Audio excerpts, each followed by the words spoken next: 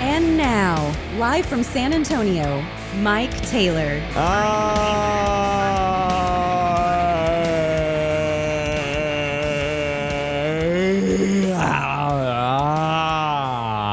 Yes. Oh, yes. Oh, yeah. We're back, man. Oh, my word. Hello, everybody. It is Knee Jerk Monday on Taylor Live. It is the first show of the 4-day work week here on our YouTube channel. My name is Mike Taylor. The audio disseminator is DJ LG. And boy, we're going to talk bull riding and acid reflux. Fuck the Cowboys. Well, huh. How about this, Cowboys? It ain't that they lost.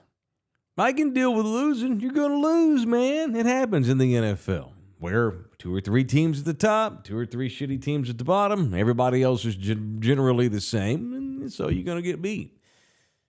It is the manner in which they laid down like the dogs they are. Last night in San Francisco, where the Cowboys go up there and show their asses. In my opinion, that sucked. They reveal themselves to be a gigantic fraud.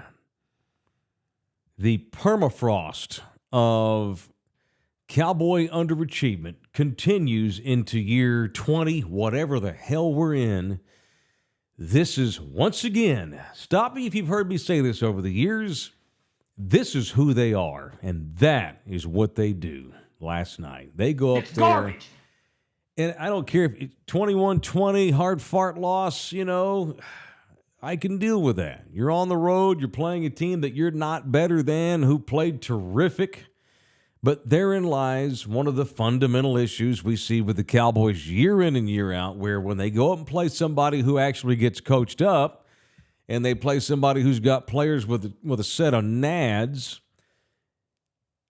they're always outclassed. They're always the second-class citizen to the better teams in the league. Forever the bridesmaid are the Dallas Cowboys, and they will continue to have to be the gal that holds the ring, not the gal that gets to put it on her finger. Because if this thing here is still years away from accomplishing whatever it is. Well, I know what they want to accomplish. They say they want to win Super Bowls. They goddamn sure don't do everything it takes to do it. or else you wouldn't get cheap with your quarterback position for 20 years.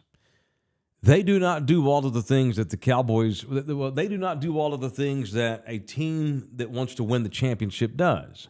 That's normally the theme in here. I'm pissed off at the owner. I'm pissed off at the GM, who are the same guy. I'm upset with the coaching staff. This one's a little bit different today. I'm not going to bag on Mike McCarthy. Now, I tweeted last night, Mike McCarthy play calling, that ain't it.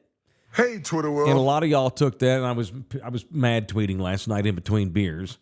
I took that, a lot of y'all took that as I want McCarthy fired. I don't think he's the right guy. That's not the case at all. They don't have the wrong coach. They got the wrong personnel. The guy wearing number 4 ain't the guy. Mike McCarthy is having to call plays based on the limited ability of his quarterback. I ain't all Mike McCarthy. And you think Kellen Moore is like,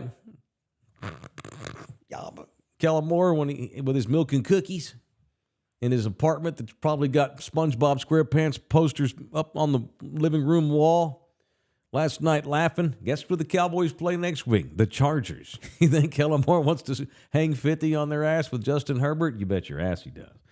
Dak Prescott is no longer Kellen Moore's problem. He is now Mike McCarthy's problem, and he's going to get Mike McCarthy fired if they don't figure out a way to move on from Dak Prescott. I would say this. I'm cool with McCarthy. I'm cool with McCarthy. I have no problems with Mike. I think he should stay the coach for the next few years. But until they find the right quarterback, they are not going to get to where they need to get to. I know the defense sucked ass last night. We'll get to it. But that is not the primary reason why fundamentally this thing's not going to go where they need to go. The Cowboys' defense is good. Is it overrated? Of course it is, because of the Dallas Cowboys. Their farts are overrated. Of course Micah Parsons is a little bit overrated. This guy looks like Lawrence Taylor. Get the fuck out of here. He looks like Lawrence Taylor. The 49ers have two guys. The 49ers have 2 guys currently on their defense better than Micah Parsons. That's not a shot at Micah Parsons at all. Micah Parsons is terrific. He ain't Lawrence Taylor. I'm gonna have to do weird things, and I need interstitials today so I don't get so pissed off. The Cowboys were pure tacos with uncooked chicken last night. You ever had a taco with raw chicken? Tiger sashimi. It tends to make you sick. And that was a sickening night last night. That was a statement game, all right. That's what came out of the locker room a little bit this week. A statement game, which I thought was dumb at the time. You don't make statements in week 5. So if you go into San Francisco last night and you win, you made a statement. A statement to what? You were better than them on a rando night in fucking October? That's what regular season teams think like. The Cowboys are a regular season team. The 49ers, they're trying to get over the hump and win the Super Bowl. Had the 49ers lost last night, they're not on there saying, oh, our locker room culture may be in jeopardy. In Dallas, guys were literally worried last night in the Cowboy locker room, this could hurt our culture. Well, of course it could, because you're a weak-minded organization. San Francisco loses last night. They just pull it up and they get right back on the horse and go. Cowboys get beat like that last night, and this could ruin the whole season. So maybe they did make a statement last night. They made the statement that it's still fucking the same Dallas Cowboys that we all love and hate at the same time. Sorry for all the cussing. This is awful. That was absolutely a statement game, and the statement was, Dak's got to go. They're hamstrung by personnel. Well, by number 4. It's the NFL. You're going to give up points. You're going to have bad nights on defense. On occasion, your best guy is going to get double and triple teamed all night, and he's going to get taken out of the game. There's going to be nights where the linebacker gets hurt. There's going to be nights where the cornerback gets hurt. Deron Bland went out last night. We're waiting to see how bad that is. That's not good. Deron Bland he's the guy who's filling in for Trayvon Diggs. If Bland's going to miss some time, this thing's going to be in a bad way trying to cover wide receivers. But that's the NFL. Everybody's going to have 4, 5, 6 guys that get hurt every year that are good players. You're going to lose guys. You're going to have nights where you give up points. The defense got hung out to dry last night by the quarterback who sucked. Dak was terrible. That was his worst game ever as a Cowboy. And I don't care if the defense gave up a bunch of points or not. Again, it's the NFL. It's nothing but adversity. It is the survival of the fittest. It is the survival of the lucky. It is the survival of the elite quarterback, and they don't have one. It's my quarterback. Mike McCarthy was totally hamstrung last night play calling because Dak cannot do the same things that Brock Purdy can do. Let's take, you ready? We keep saying that Dak's tier 2. Well, I have anyway. I've always said Dak's near the top, back to our quarterback tier discussion that we've had for years. You've got tier 1, which we all know Dak's not that, and I've never said he was. But I thought he was up near the top of tier 2, about 7 or 8 or 9th best guy in the league. He has regressed all the way down to about 15th. He is low tier 2 at best. If he's not now tier 3, which once you get to tier 3, it's time to start figuring out who the next guy is going to be.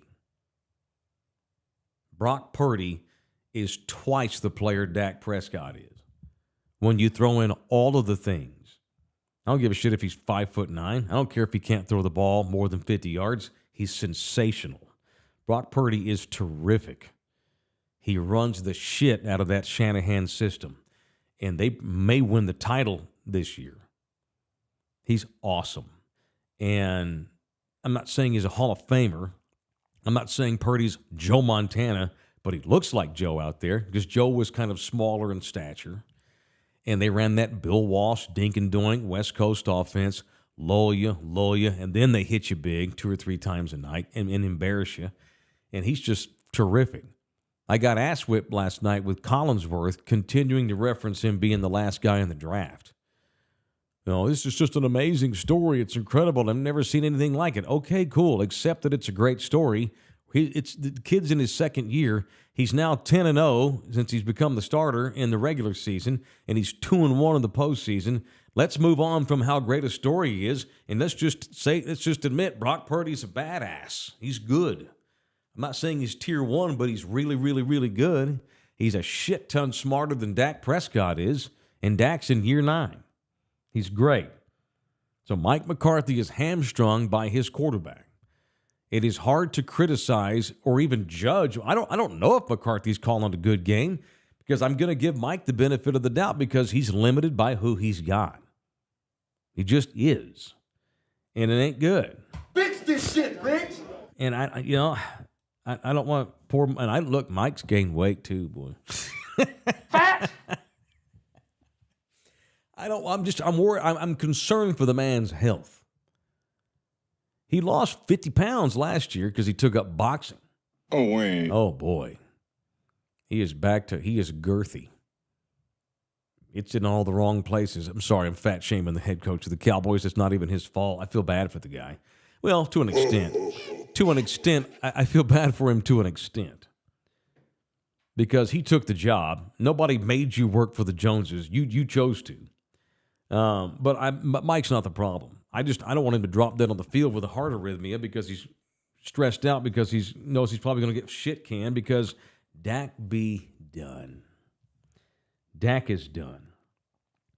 Said this last night on Cowboys Overreact presented by the Law Office of Orlando Kell, which I invite you to watch again on Monday night when they play the Chargers. I think I'm the only person in the city that has a Cowboys postgame show right after the game is over. I think I am. And so we'll be back. Well, if I'm not, I'm the best. People are saying I'm the best. I get all the views. I get all the clicks. Anyway, so next Monday night we'll do it again. But I was saying last night, the final trait to your quarterback being done is loss of confidence. You know, when you start getting older, and Dak's gotten old. He's never been elite, but he's a hell of a lot better than he has been this year. In the past, he's been way better. I've defended him for years. A lot of y'all underrated him for years, and now, so that's why I don't want to hear, told you so. No, you didn't tell me so. 6 years ago when he was fucking borderline all-pro, you didn't tell me so. But now, he's totally regressed. When he tore his foot up with the Giants, that was the beginning of the end. The trajectory immediately started doing that when he tore that foot up. And so just the wear and tear, and he got stepped on last night and probably fractured his damn finger. The wear and tear of the league, the years of miles behind you, the buildup of injuries, mixed with your pretty good talent, are now starting to it's all coming to a head. And so when guys start getting near the end of their career, they lose. What's the first thing to go is they lose quickness. They lose a step. That's the first sign. Then you lose arm strength when you start getting older as a quarterback. You get slower. You get a little weaker armed. Your skills diminish as you get older. And we've seen that with him. Last night we saw, and we'll see if this trend continues, but last night what we saw was the beginning of the end of Dak's career, because what I saw last night was an unconfident man. Through all these years with Dak Prescott and the Duck and Dak, and the hemming and the hawing and the bitching and the arguing and the back and forth between us and y'all, Thunderdomers going at it all these years, whether he had a good game, bad game, mediocre game, whether y'all were right, he sucked, these guys were right, he was better than y'all thought. Through all that, he always maintained his confidence. He was always cocky about it. He's never wavered on that. I saw a beaten man last night from the neck up. That's the final sign to when it's time for you to go. Now, it can't happen now. It's just to begin. It's like when an old person starts falling down. That's a bad sign. You start getting old and your hair starts getting gray and your skin starts doing weird shit. You start getting slow. Stairs are harder to climb. You're just getting old. It happens. When old people start falling down, that's a real bad sign. Dak Prescott. Last night was the equivalent of Dak. Oh, Grandpa fell down last night and broke his hip. Confidence was gone. The last 2 interceptions he threw were horseshit on him. Total horseshit. The one that got bobbled up in Fred Warner picked it off on the bounce, that was on Dak. That was at Gallup. Gallup was not open. Dak's out there just throwing the ball. He looks like Zach Wilson. Remember how unconfident Zach Wilson looked 4 weeks ago against the Cowboys? Remember how unconfident Mac Jones looked against the Cowboys? Hell, Mac finally got his ass benched on Sunday. Thank God. That son of a bitch shouldn't be playing at all. Dak looked like that mentally last night. He was lost at the end of that game.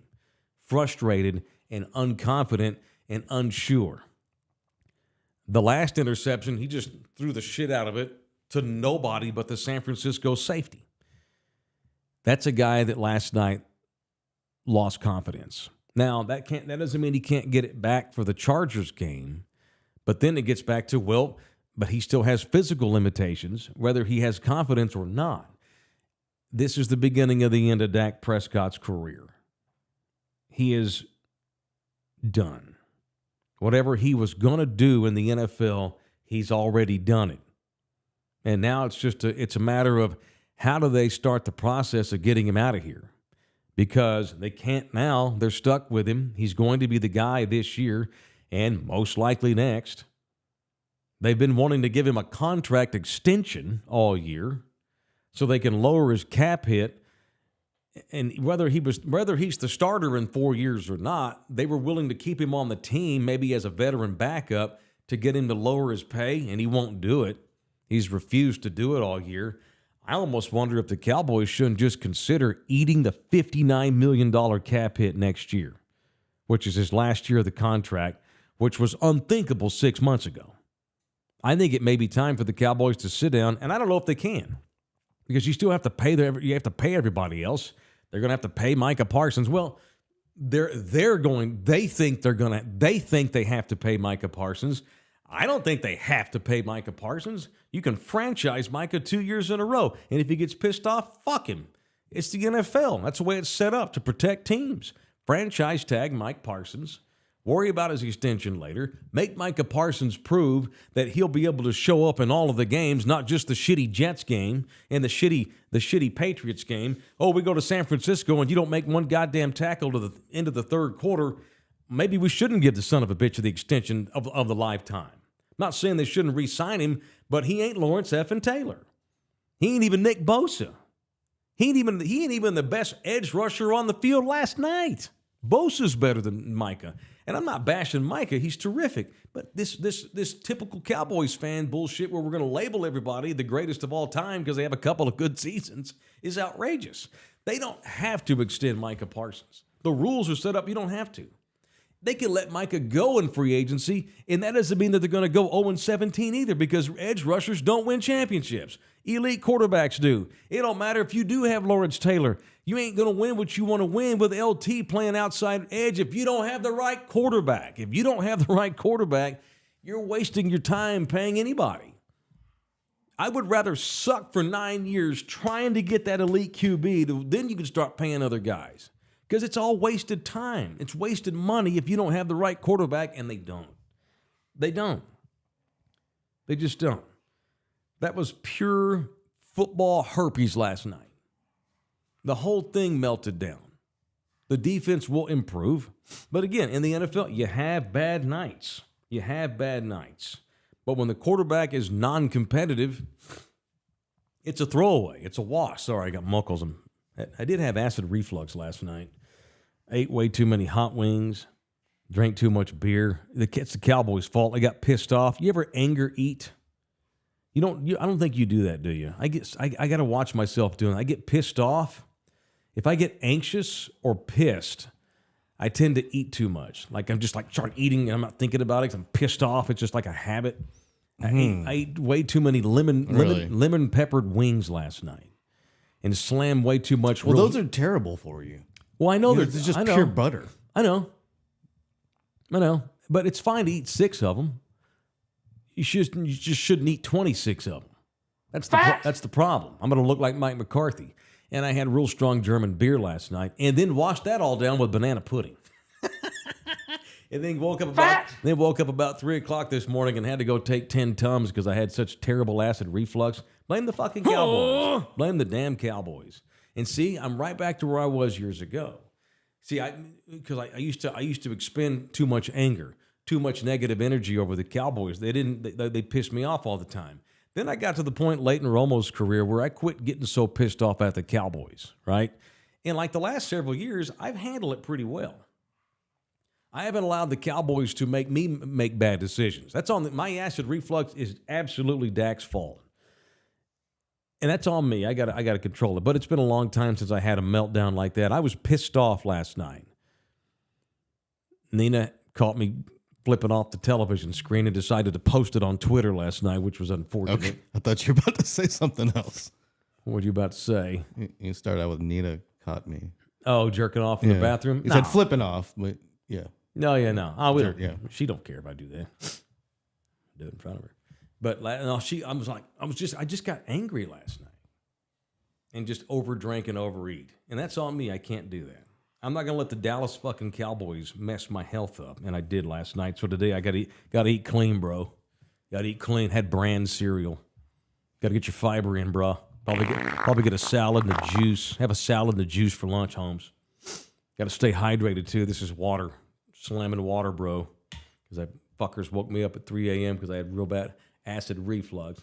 Frickin' Dak. It's bullshit. One more point that I'm gonna say something else about my weekend.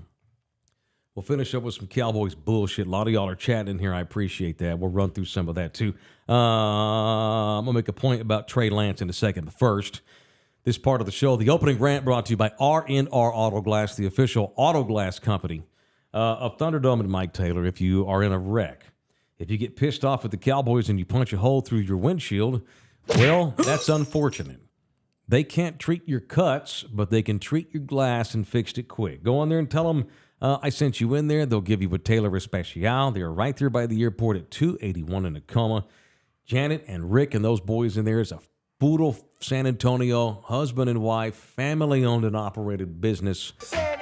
One of the great local businesses in our town. Proud to be doing business with these people all these years. Lifelong friends and compadres. Go in there and tell them I sent you in there. They'll give you a Taylor Especial. Don't go anywhere but R&R to get the glass fixed in your car. It is the official auto glass repair company of Thunderdome, R&R Auto Glass at rnrautoglass.com or 210, hell yeah, 210-340-2588. 340-2588. It is R&R Auto Glass. All right. Saw my timeline last night. A lot of y'all screaming for Trey Lance. I'm only going to accept Trey Lance on the field if they're like 2-9 here in a month and a half? Okay, cool. If the season's a wash and you don't really have anything to lose and you're tanking, run the kid out there. That's the only scenario that he should be on that field. Let me say this about Trey Lance. And I know a lot of y'all calling for him is just simply you're just done with Dak.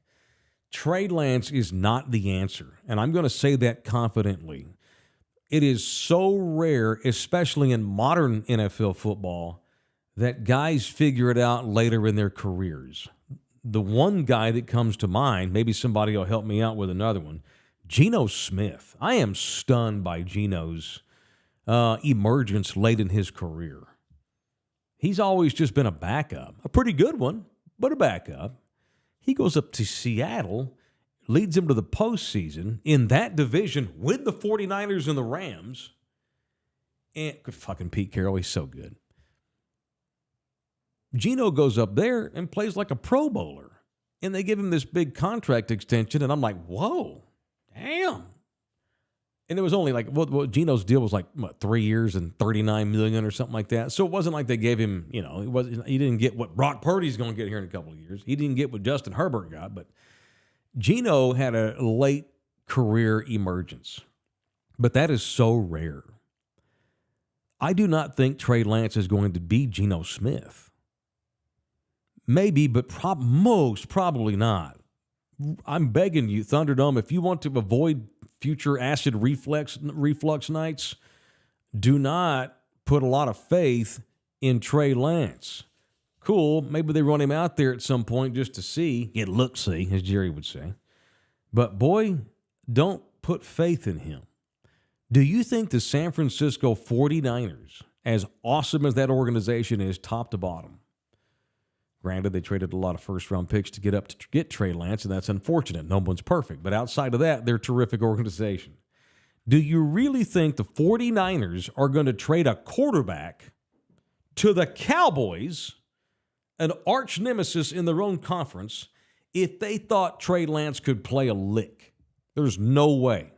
There is no way they're going to help Dallas and send Trey Lance to the Cowboys unless they think this kid is straight ass. He's trash. He's Cam Newton. He's KP. He can't play. They probably laughed. The Cowboys want him. Good. They're probably thinking the Cowboys are going to waste 2 seasons trying to get Trey Lance to be the guy. And the 49ers know damn good and well he's not. That was not, let's just do Trey a favor because, we didn't see Brock Purdy coming. Poor Trey. He still has a chance to be a great player. That's what they say. That is not what they believe. The 49ers are not trading a quarterback to the Cowboys if they think the kid has a chance to be even Geno Smith in the future. It's just not going to happen. 361 Chargers in here. Cowboys' girlfriend left me at the altar last night. That's on you, homeboy. That is on you. I've told you for years, just make her your side piece. Cowboys' girlfriend really does just need to be some whore you bang to her once or twice a year when you need a booty call. You see, Pedro's in here. Broke up with that girlfriend broke up with her once again. Why are you with her? Do not take her to the mall. Do not buy her gifts. Well, unless you just want to get her something for Christmas or get her something for Easter. Got to celebrate Jesus' resurrection day with your gumar. On soprano, what's the side piece in the mom? The gumar. The gumar. Yeah, that's correct. Yeah, the gumar. Keep Cowboys' girlfriend your gumar, and you won't have the feelings that 361 Charger or Pedro are having. George is in here. Just imagine this. Dak Prescott's a quarterback in the NFL. No one's saying, well, he was trash last night. He's still better than 15 dudes. He's just not better than 15 other dudes. He's dead middle of the pack. And when he's awful, he's awful. Adrian. As good as the boys looked against the Giants those weeks ago, they turned around and played the 180 against the Niners. Cowboys play the Giants today. They ain't beating them 40-0. That was an anomaly. The Giants were not ready to play, and that idiot coach the Giants have has gone from coach of the year. This is the wackiness of the NFL. The Giants felt so good about themselves in the offseason. They had this good young coach that they thought, wow, we've stumbled upon an elite coach. This guy's a badass. That sumbitch in New York, that coach, I don't know why his name escapes me, fat, bald idiot. Played, I think he's played with me, coached with Belichick for a minute. That guy may not finish the season. He's been so horrible managing the Giants. That's awful. That's seen there. But I'll guarantee you, Cowboys play the Giants tonight. It ain't 40-0 again. It's ridiculous. Jason, Shanahan uses Purdy's strengths. Doesn't have to be a first-round pick. All right. You don't. Trey Lance was the third overall pick that Shanahan traded 3 number ones to go get. Sometimes it's the guy. Sometimes it's just the guy. Sometimes Trey Lance and Ryan Leaf and whoever else just don't pan out. A lot of times kids go to the wrong system. You know, their timing's poor.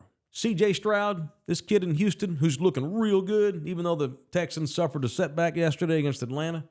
C.J. Stroud looks like he can play. If C.J. Stroud is drafted by Bill O'Brien 2 years ago, C.J. Stroud is going to be a bust. So much of it has to do with who drafts you, right? I've said that for years. This poor kid up in Chicago. Now, I know they beat the shit out of Washington, but boy, that's another coach that may not finish the season, Ron Rivera. This kid in Chicago, Justin Fields, he's got lots of talent. He got drafted by the wrong organization. If Justin Fields goes to New England, Bill Belichick ain't getting beat 34-0. Bill Belichick's going to develop him. He's going to get better and better, and and New England's going to stay competitive. So much has to do with where you go and the timing of when you go there. However, on occasion, sometimes the player just can't get it done. It's on the player sometimes. You can't always blame, well, the Cardinals are a shitty organization. That may be, but we can't help it if Kyler Murray don't study film. We can't break into his house every night and tie a rope around his neck like Hamas and force him to watch game film. Sorry, it's a little fresh after the terrorist attack, that damn Hamas. They even teamed up with Hezbollah this time, sons of bitches. Anyway, you can't be Hezbollah. You can't be Hezbollah, kick Kyler Murray's door down, and force him to watch game film. Sometimes it is on the player. Trey Lance is where he is right now because of Trey Lance. I question what he's been doing for the last 2 years. And then sometimes guys just can't figure it out. With all that talent, they just can't take that level. And there's also the opposite effect. Sometimes guys are slow. Guys don't have the most powerful arm. Guys are short. And for whatever reason, they get to the right system, they get to the league, and they just kick ass. I mean, Manu Ginobili was still a second-round draft pick. Where would Manu get drafted all over again? 5 years into his NBA career, Manu would probably be the number 1 or 2 overall pick in the draft. Sometimes you bloom late. Sometimes, despite your physical inabilities, you still kick ass when you get to the pros. A lot of times it's just mental. They were raving last night. Collinsworth just could not shut up about how well Purdy learns the game, how much he just knows the game. Like Purdy's a future coach in the NFL, maybe, you know. Purdy's sensational, and it has nothing to do with his rocket arm because he don't have one. It's got nothing to do with his 4.5 speed because he don't have it.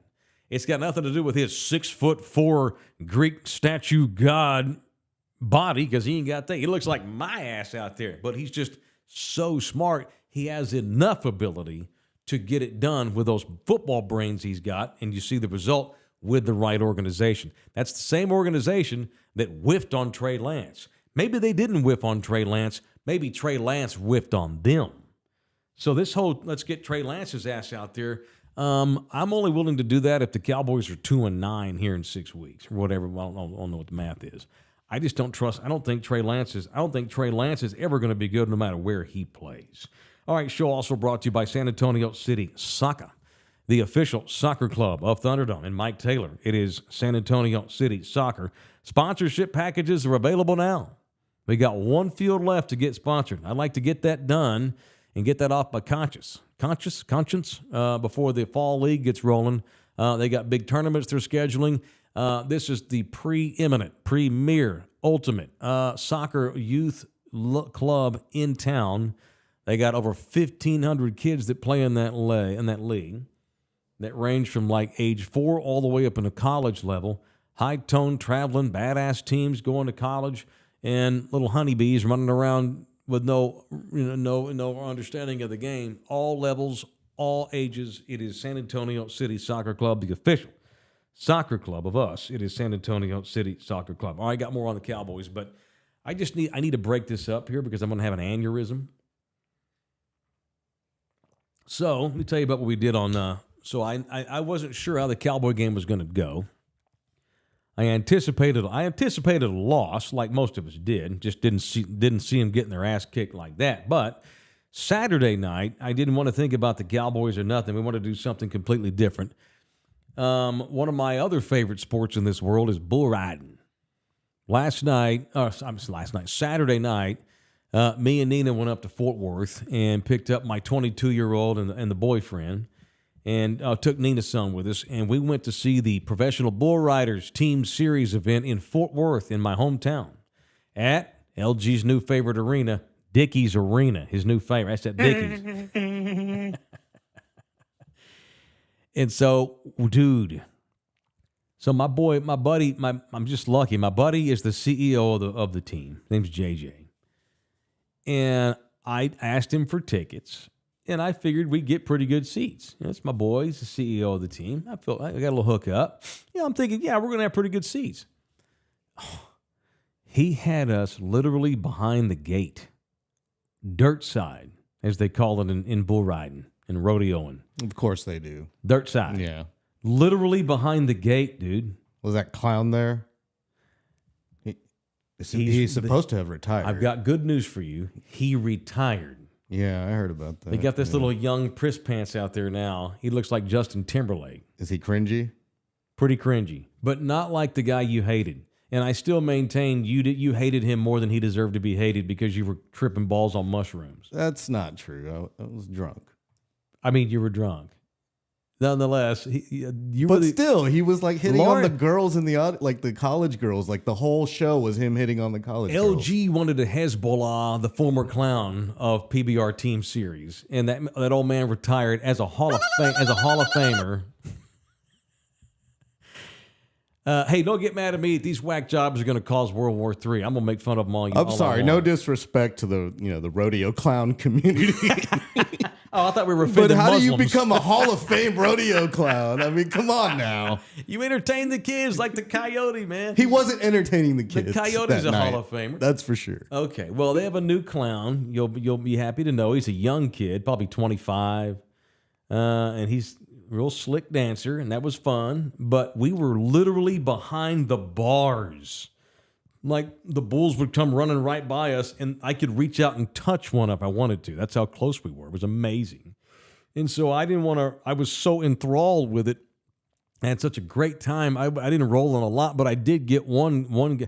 It's just if you've never seen guys ride bulls, you're missing out on. So the toughest athletes in all of sports are hockey players and bull riders. And they're nuts. Who the hell decides to do this? It's pure adrenaline. You literally risk your life. Guys have been killed doing it. This is video of a member of the Kansas City team. We were up there rooting for Austin, the Austin Gamblers. This guy was one of the Kansas Cities. This is just a quick idea. It don't even do it justice, and I had dirt side seats. This is a bull rider from Team Kansas City on Saturday night up in Fort Worth. Oh, yeah, crap, I forgot. There it is right there. Look at this. That's a 2,000-pound animal. Look how high he gets right here. Who's riding right there? Boom! Good Lord. He just gets up, runs off. I didn't get the dude's name. He's either a hick from Oklahoma or a Brazilian. One of the two. That tends to be who does this shit, or a Texan. So I'm going to play it again. It's unbelievable. So you can see where my seats were. It's incredible. Yeah, you're in the seats where you'll get hit by the bull if it jumps over the fence. Yeah, if you're he decides first to be hit in the face. Yep. If the bull decides to go Hamas or Hezbollah, I'm killed first. So shout out Shout out to the official bull riding team of Thunderdome, the Austin Gamblers, and shout out to my buddy JJ Gotch, CEO of the Austin Gamblers. Totally hooked us up. We paid for nothing. Did Jose just go out there and kill it as usual? As usual, like nothing. Like. By the way, he's dyed his hair blonde. Of course he did. The money's That's like the trend now. Yeah, but the money hadn't gotten to him. He still just kicked ass like it was nothing. The greatest bull rider in the world is a guy named Jose Vitor Leme. He's Portuguese. He's from Brazil.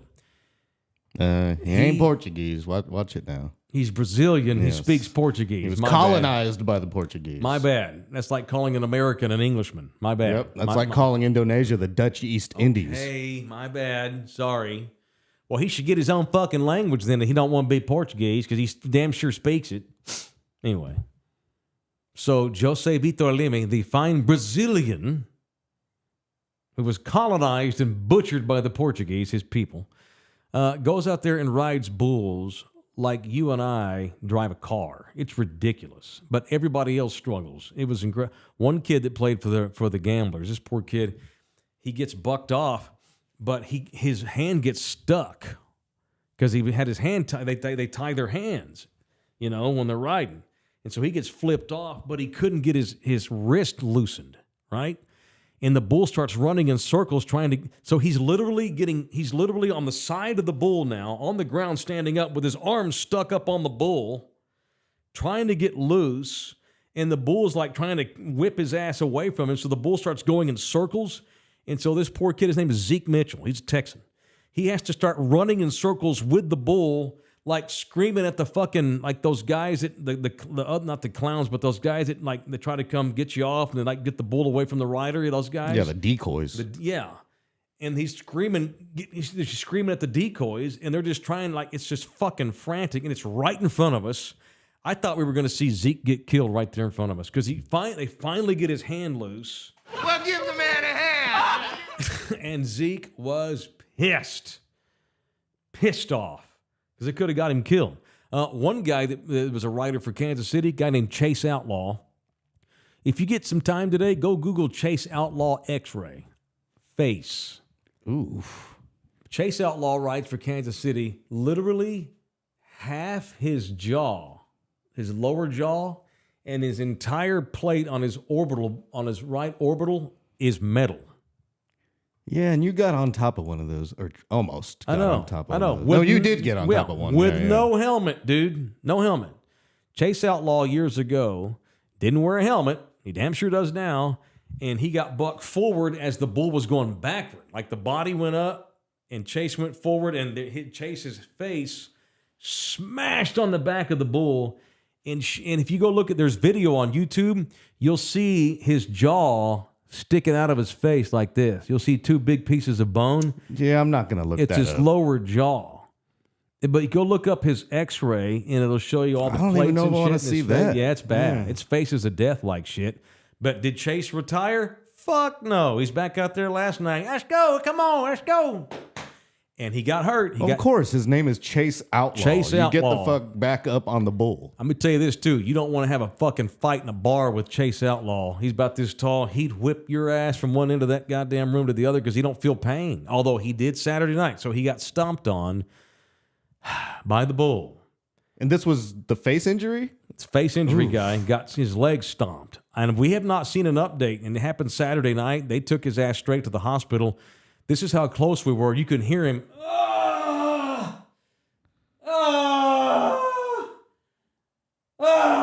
That's how it sounded. As they're frantically running out there to rescue when he got his leg stomped on. Probably shattered every fucking bone and probably broke his femur. And even the announcer's like, I'm pretty sure we know what happened to Chase, but we're not going to speculate right now. Let's just let's just send out a prayer to Chase Outlaw. He'll be back. So you're saying they didn't run the replay in slow motion? They did. They do. They get gnarly. They don't give a shit. They run the replays. You can see the leg get stomped on. Pretty stupid. Well, probably snapped his femur. Come on, NFL and NCAA. Oh, the NFL. Let's see the replay. They quit showing in the NFL. Let's not show that. The NFL's turned pussy. It's still old school and bull riding. Anyway, it was just it was so fun, so much adrenaline. It's nonstop. It's all over in 2 hours. It's incredible, and we did it all for free because of my boy, and I appreciate the hookup. So shout out to the Austin Gamblers, who then on Sunday, I wanted to go Sunday, but we had to get back to watch that fucking Cowboys. Last night, Austin Gamblers clinched the regular season league championship, so they got the top seed in the playoffs in Vegas in 2 weeks, and they get a bye. So 2 weeks. So we didn't jinx them. They wound up winning the regular season championship. All right, it's Mike Taylor live on YouTube and Spotify and all the others. Andrew's in here, and yet somehow America's team will still play on Sunday night in prime time with the not ready for prime time players. Absolute hilarity. Well, Andrew, that's not on the Cowboys. That is on America. Collinsworth even said, and I think he pissed off NBC, but he said it and he meant it. Remember Collinsworth said during the summer, if we could put the Cowboys on every single night, we would do it. Collinsworth said if he picked the schedule for Sunday Night Football, he'd have Dallas on every single Sunday. Like every one of the Cowboys games would be the Sunday night game if it were up to him, because the ratings would go through the roof. I haven't seen any numbers. I'm sure last night was I'm sure that was the most watched game of the season so far. And Dallas would be 5 of the top 10 most watched games all year long. Big Al's in here. Rich Gannon found success late in his career. Yeah, he did. So they're out there. You can find it. It happens. Talking about Trey Lance, and maybe Trey Lance figures it out later on. I'm just saying, don't hold your breath because it's very, very rare. For every Geno Smith and Rich Gannon, there's Justin Fields and Derek Carr and all these kind of guys. All right, this is not a real popular opinion, and I wrote this in the summertime, by the way, only because if I were running an NFL team, I would be very, very ruthless. You have no choice to be ruthless. Sorry, I had to take a drink.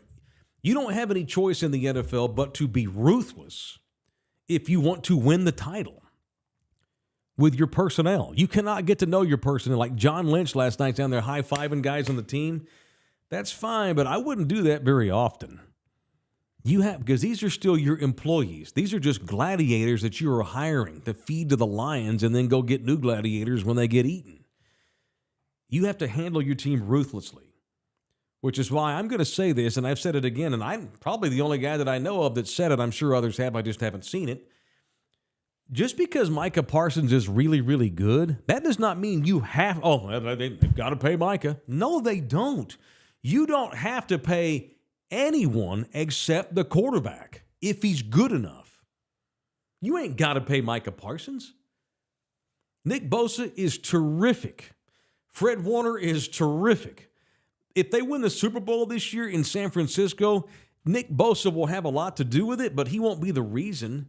They have figured out their quarterback position. That is why they're going to win the championship, or at least have a chance to play for it or go to the conference title game, because Brock Purdy played terrific. The defense was great, I agree. And I'm not saying defenses don't matter, but unless you have the right quarterback, you don't get to build your defense because the salary cap won't let you do so without putting you in salary cap hell. Dak is not the guy. They got to figure out who's going to be the next quarterback. I don't think he's currently on the roster. I don't think it's Trey Lance, or else San Francisco wouldn't have traded him to one of their conference rivals if they thought he could play at all. So I'm not in a hurry to pay Micah Parsons. Micah is small. Micah wears out. He needs to prove that he's not going to wear out this December and January. Micah had a good playoff game, but he didn't do shit in December because he was tired and beaten up. How beaten up is an undersized Micah Parsons going to be here in 2 months when he's weekly double-teamed? He got punished last night. Micah got his ass worked last night by the 49ers and didn't do anything. Can we just stop with the labeling of Micah Parsons? It is unfair to him. Granted, he brings a lot on it himself because he incessantly shit talks like Deion Sanders and his kid up in Colorado. And so when he doesn't do well, it makes you mad. But Micah's a terrific player. I wish he wouldn't shit talk the way he does. He shit talks too much, and that's fine if you're going to back it up every week. And then when you don't play well, make sure you own up to when you don't play well. And I think Micah did. Just let Micah Parsons play ball. Let's stop with the fucking Lawrence Taylor bullshit. Let's stop with, he's not even Nick Bosa. Nick Bosa's the best defenseman in the league if Aaron Donald is no longer. Micah's top 5 for sure. Let's just let Micah be Micah. Eventually, they'll find the right guy. Maybe the Cowboys go to the Super Bowl. And then Micah can talk all the shit he wants because winners get to do what they want. Micah Parsons is good. He ain't a winner. Not yet. Once again, I made the case last night on Twitter, and most of y'all agreed with it. I said this summer, and I had a heated argument with Puma in here. Puma thought I was an idiot, and I thought it was an obvious statement. Right after the Spurs got Wemby, I made the statement because I have not felt good about this Cowboy season. I picked them to go 10-7, and I felt like I overrated that. I've not felt good at all about this season because clearly Dak's approaching the end of the end of the line, and it's proven out here in the first 5 weeks.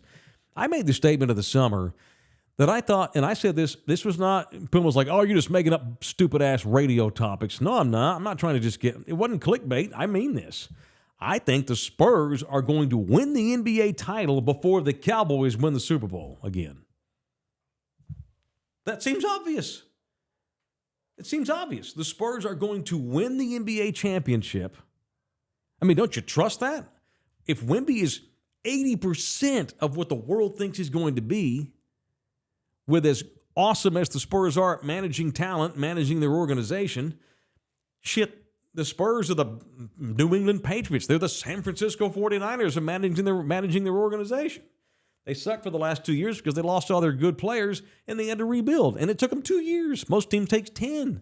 Look how long it took Philadelphia to get good again. The Spurs, just like that. Oh, is that kid Wembanyama coming out in 2023? How do we archetype our team and our organization in order to get all the most, okay, yeah, they geniusly put themselves in position to get Wembanyama. I have all the faith in the world that they're going to develop Wemby. They're going to develop 3 or 4 other players currently on the roster. They'll probably bring a couple of in. They're currently not on the roster. They're going to assemble a really good team really quickly. In like a year, the Spurs are going to be winning 40 games again, if not 50. They're going to get good quick. The Cowboys are about to have to overhaul their quarterback position again. The Spurs, I think, will win the finals before the Cowboys win another Super Bowl. And I think that's obvious. And I think some of y'all disagreed with me in the summer, but most of y'all are now like, yeah, I think Taylor's right. G. Toso's in here. Totally wasting CeeDee Lamb's talent. Stop me if you've heard this before. They're wasting Terrell Owens. They're wasting Dez Bryant.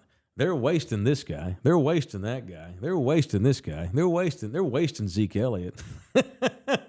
They're wasting Jason Witten.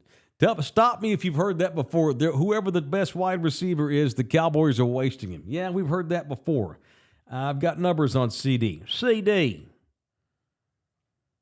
Lamb has been held under 55 yards in the last 3 games. I know I don't like numbers either. I'm going to say it again.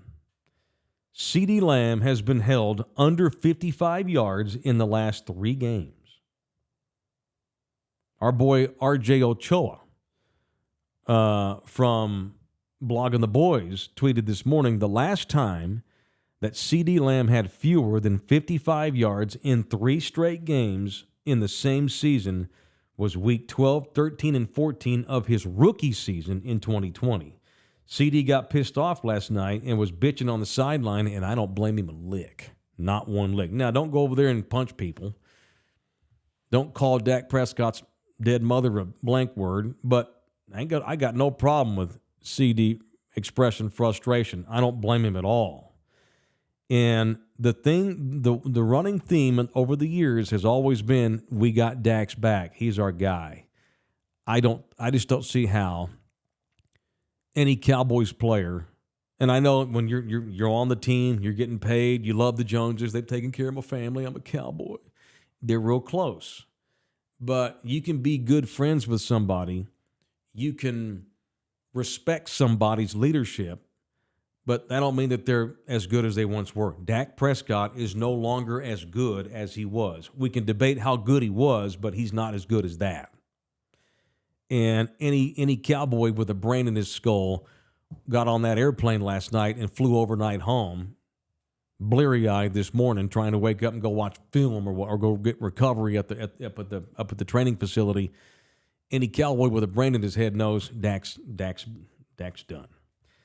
And how that locker room stays strong will be an interesting thing to watch here the next few weeks, especially, and how they handle. And I think that they'll handle it okay because Dak, if nothing, he's still a damn good leader in that room. And Dak admitted last night, this is the most humbled I've ever been.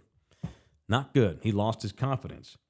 But they got nobody else. Cooper Rush ain't had to go out there and take Dak's job. It's not going to happen. You'll lose the room.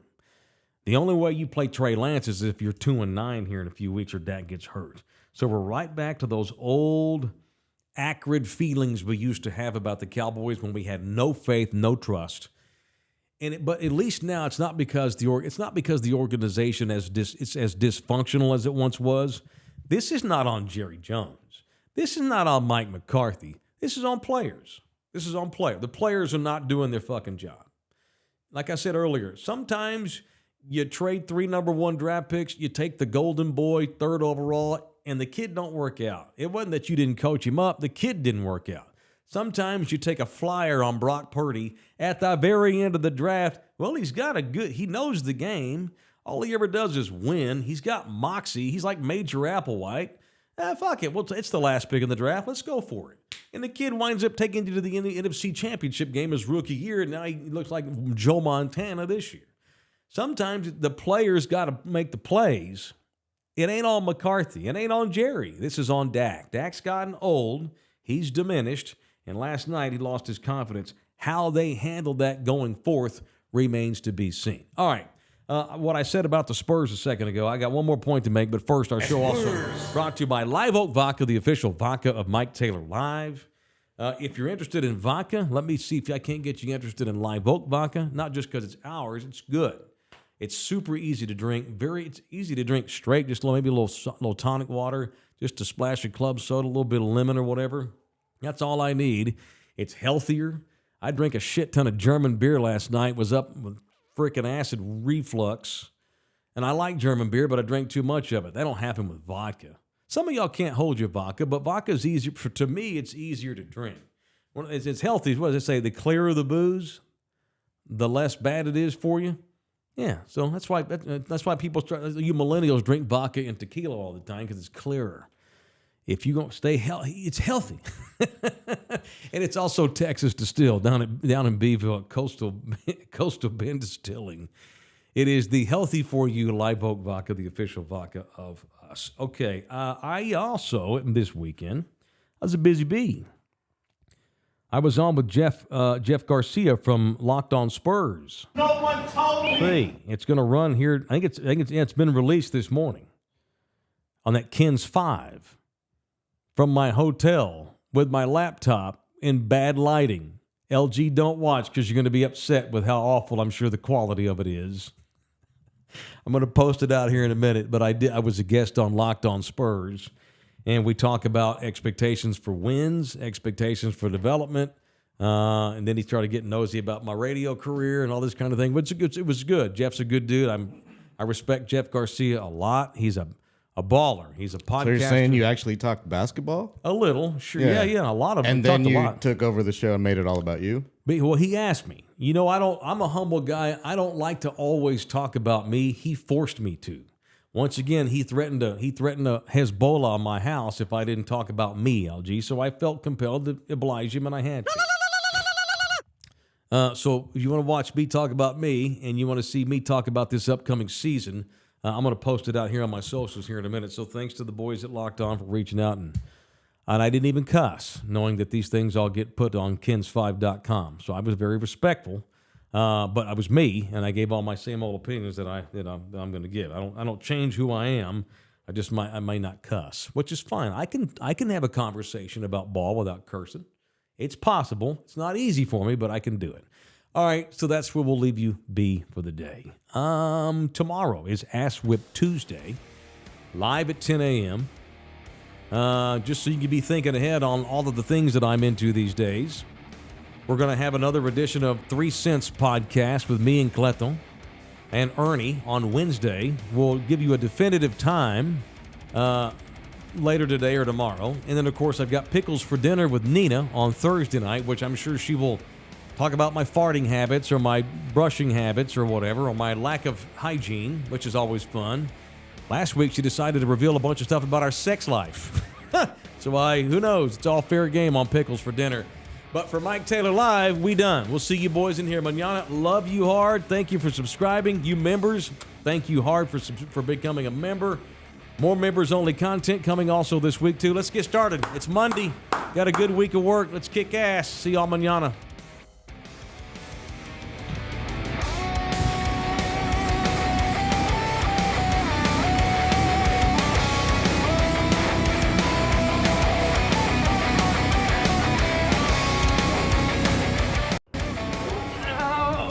Come back, you puppy! This program was made possible by contributions from viewers and listeners like you. Thank you. You get nothing. You lose. Good day, sir. This is a Bronx-bound 6 local train. The next stop is